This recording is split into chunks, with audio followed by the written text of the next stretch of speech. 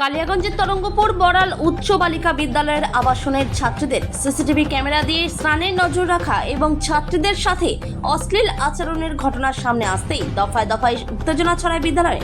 ছাত্রী থেকে শুরু করে অভিভাবক ও শিক্ষিকারা বিদ্যালয়ের প্রধান শিক্ষিকাকে ঘেরাও করে বিক্ষোভ দেখায়। অবশেষে প্রশাসনের হস্তক্ষেপে বিদ্যালয়ের প্রধান শিক্ষিকা দুই অভিযুক্তের বিরুদ্ধে থানায় লিখিত অভিযোগের ভিত্তিতে দুইজনকে গ্রেপ্তার করে পুলিশ। অভিভাবকেরা ছাত্রীদের আবাসন থেকে নিয়ে চলে যায়। এর পরের পরিস্থিতি স্বাভাবিক হয় বিদ্যালয়ের ছাত্রীরা ও শিক্ষিকারা বিদ্যালয়ের প্রধান শিক্ষিকার অপসারণের দাবিতে আন্দোলনে নামে। এর ফলে বিদ্যালয়ের পরিস্থিতি অস্থিরতা সৃষ্টি হয়। বিদ্যালয়ের পরিস্থিতি স্বাভাবিক করতে বৃহস্পতিবার উত্তর দিনাজপুর জেলা ডিআই দপ্তর থেকে আসে প্রতিনিধি দল ও জেলা শিশু সুরক্ষা ইউনিটের প্রতিনিধি দল। তারা দফায় দফায় প্রধান শিক্ষিকা, বিদ্যালয়ের শিক্ষিকা, ছাত্রীদের সাথে আলাদা আলাদাভাবে কথা বলেন এবং আবাসন পরিস্থিতি খতিয়ে দেখেন এবং অভিভাবকদের সাথেও কথা বলেন যাতে বিদ্যালয়ের পরিস্থিতি স্বাভাবিক হয়। কী ধরনের সমস্যা আছে সেই সব সমস্যা সমাধান করে ছাত্রীরা আবাসনে ফিরে আসুক। এদিকে বিদ্যালয়ের প্রধান শিক্ষিকা সোমা বাগচি আবাসনের সমস্ত দায়িত্ব থেকে অব্যাহত চেয়ে আগত প্রতিনিধি দলকে জানিয়েছেন। এখন দেখার বিষয় বিদ্যালয়ের অস্থিরতা পরিস্থিতি স্বাভাবিক হয়। এদিকে উত্তর দিনাজপুর জেলা ডিআই দপ্তর থেকে আসে প্রতিনিধি দল ও জেলা শিশু সুরক্ষা ইউনিটের প্রতিনিধি দলের সদস্যরা কেউ ক্যামেরার সামনে মুখ খুলতে চায় না। ক্ষোভ ছিল হেডমিস্ট্রেসকে নিয়ে দীর্ঘ 7 দিন ধরে। আজকে এলেন হেডমিস্ট্রেসের সামনে, দুধ কা দুধ পানি কা পানি কি হলো? দেখুন, এটা আমরা আগে থেকে বলছিলাম যে এটা হচ্ছে সম্পূর্ণ কিছু একটা এখানে ব্যাপার আছে যেটা গোপন করা হচ্ছে।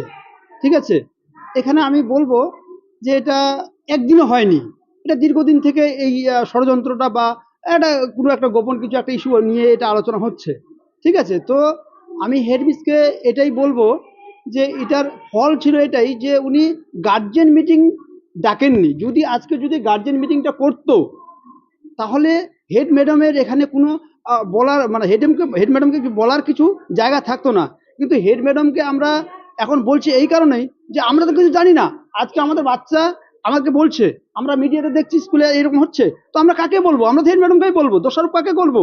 যেমন একটা বাড়িতে কিছু হলে বাড়ির গার্জেনকে আমরা দোষারোপ করি, তাহলে একটা স্কুলে যখন হচ্ছে তো আমরা কাকে বলবো? হেড ম্যাডামকে বলবো। আজকে স্কুলে কি হচ্ছে না হচ্ছে আমরা বাড়িতে বসে সেটা জানতে পারি না। তাহলে যদি গার্জেন মিটিং করতো তাহলে আমরা সেটা জানতে পারতাম। আজকে এলেন, হ্যাঁ, কি বুঝলেন এর পিছনে কি ষড়যন্ত্র রয়েছে?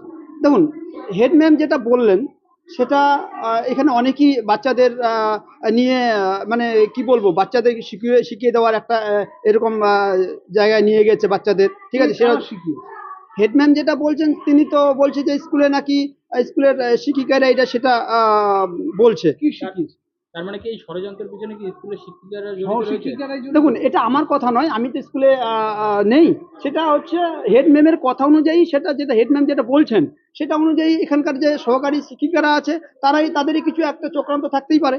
তারা এই ছাত্রীদেরকে নিয়ে চক্রান্ত করছে। থাকতেই পারে, সেটা আমার জানা নেই। কারণ হচ্ছে আমি তো স্কুলে নেই, আমি একজন গার্জেন, আমি বাড়িতে আছি, আমার বাচ্চা এখানে স্কুলে পড়ে, সেখানে স্কুলে কি হচ্ছে না হচ্ছে সেটা আমরা কি করে জানবো? আপনি অভিভাবক হিসাবে কি মনে করছেন যে এই স্কুলের প্রধান শিক্ষিকা এবং সহকারী শিক্ষকদের মধ্যে কি কোনো দ্বন্দ্ব রয়েছে? দেখুন, এটা আমি বলবো না। এটা হচ্ছে পুলিশ প্রশাসন আছে, আইন আছে, সেটা ওরা নিজস্ব তদন্ত করুক। তদন্ত করে কি আছে, কি চক্রান্ত আছে সেটা দেখার দায়িত্ব উনাদের। আমি এখান থেকে বাইরে থেকে হেড ম্যামে কি বললো না বললো, টিচাররা কি বললো না বললো, সেটা আমার দায়িত্ব নেই। মেয়েকে রাখবেন স্কুলে?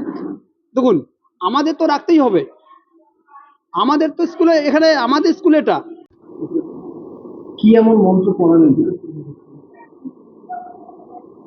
অ্যাকচুয়ালি এটা তো স্কুল, সরকারি ইনস্টিটিউশন, এখানে রুলস রেগুলেশনে কাজ হয়, এখানে মন্ত্র ম্যাজিকের কোনো জায়গা নেই। তো আমার যা রেগুলেশনস আছে, রুলস আছে, বাচ্চাদের যা অসুবিধা আছে আমি সেটা গার্জেনদের সাথে ডিসকাস করলাম। আজকে আমাদের কাছে সরকারি আধিকারিকরা এসেছিলেন, তাদের সাথেও আমি ডিসকাস করেছি। কারা এসেছিলেন বলতে জেলা প্রশাসনের পক্ষ থেকে যারা এসেছিলেন তারা তাদের পরিচয় আমাকে বলতে না করে দিয়ে গেছেন, বলছি না। আর আমার ঊর্ধ্বতন কর্তৃপক্ষ ডিআই অফিস থেকে তারা এসেছিলেন, তারা নিজেরাও বসে টিচারদের সাথে কথা বলেছেন। সেখানে কথা বলার পরে টিচারদের মধ্যে একটা ডিসপ্যারিটি আছে এই পুরো ঘটনা নিয়ে, এবং আমাকে সম্পূর্ণ বিষয় নিয়ে দায়ী করার ক্ষেত্রে টিচারদেরও একটা ডিসপ্যারিটি আছে, সেটাও পরিষ্কার হলো। গার্জেনরা কথা বলতে চেয়েছিল, আমি নিজে বাইরে যেতে চেয়েছিলাম, প্রশাসন আমাকে অনুমতি দেয়নি, আপনি বাইরে যাবেন না। গার্জেন প্রয়োজনে ভেতরে আসবে, আমরা তাদের আসার ব্যবস্থা করে দিচ্ছি। গার্জেনদের সাথে কথা হলো, আমি ডিআই অফিসারদেরও জানিয়েছি, আমি গার্জেনদেরও জানালাম, আমি কিন্তু হোস্টেলের দায়িত্বে আর থাকছি না একদম আজকের থেকে। ম্যাডাম অনেক কথা জিনিস এর আগের দিন আপনারা আন্দোলন করেছিলেন, কোনো আজকে কি হলো? আজকে কি হলো? কি ডিসিশন? কোনো কথাই নেই। কেন না ম্যাডাম? না কি কারণে? না, এই রাস্তার সামনে ট্রেন চলে যাবে। সেদিন আন্দোলন করেছিলেন, আজকে মুখ লাস্টে লুকিয়ে যাচ্ছেন কেন? কি হলো লাস্ট পর্যন্ত?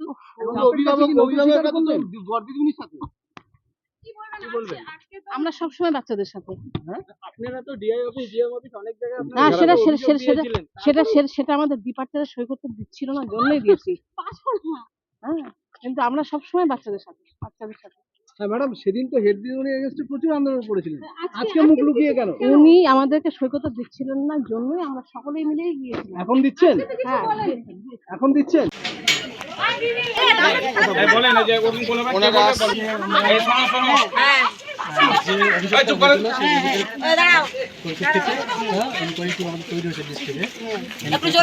মেম্বার আছি, তো আমরা এই